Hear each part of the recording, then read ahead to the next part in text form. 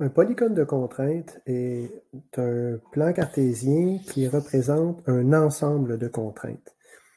Dans ce cas-ci, on a par exemple trois inéquations linéaires qui, lorsqu'on les met ensemble, vont former un triangle. Alors, les équations des demi-plans sont ici. On reconnaît l'équation de chaque droite frontière si on a une égalité. Et on reconnaît aussi que lorsque le symbole est plus petit ou plus grand, c'est une droite pointillée.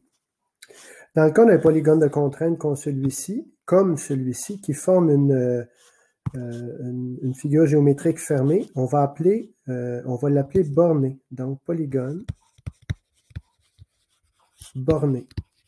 Il est donc fermé. Dans le cas d'un polygone comme celui-ci, on voit qu'il n'y a pas de droite qui referme le polygone, donc il est ouvert jusqu'à l'infini. On va donc le dire non borné dans ce temps-là. Donc, non borné. Ouvert. La deuxième chose à savoir, c'est que on va travailler en général avec des polygones. Souvent, dans la réalité, on va travailler avec des contraintes qu'on appelle de non-négativité ou de positivité.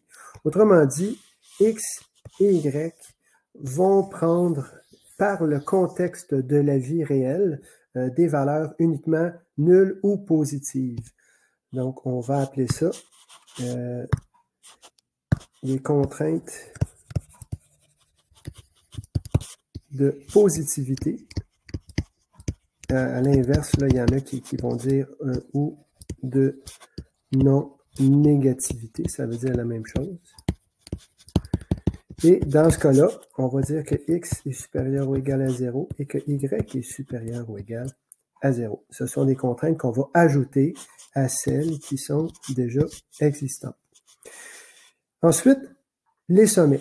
Les sommets vont être particulièrement intéressants lorsqu'on va chercher à optimiser des situations et pour trouver la valeur, en fait, les coordonnées d'un sommet, ben, il s'agit de trouver la solution du système de relations linéaires qui est formé par les deux droites dont l'intersection correspond au sommet dont on cherche les coordonnées.